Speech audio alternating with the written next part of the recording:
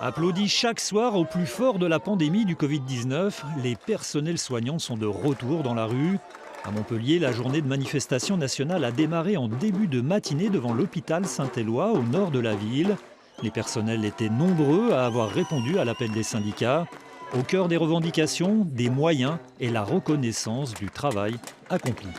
Aujourd'hui, on n'a toujours pas la prime coronavirus et surtout, on veut l'augmentation du salaire parce que moi, j'ai par exemple 10 ans d'ancienneté, je suis à 1 350 € net avec 2 week-ends dans le mois.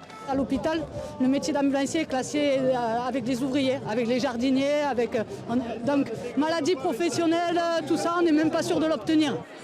Les syndicats dénoncent les incohérences de gestion dans la crise, notamment l'absence de matériel de protection individuelle pour les soignants.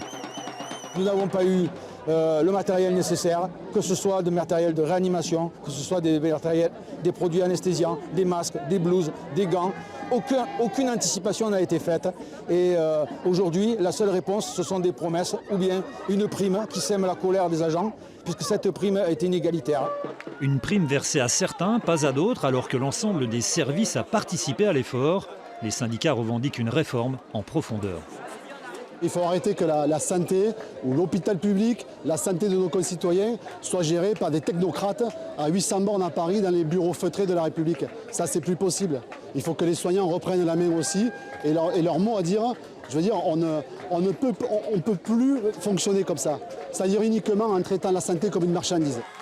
Une journée coup de pression sur le gouvernement qui a lancé les concertations afin d'aboutir dès cet été à un nouveau plan pour l'hôpital.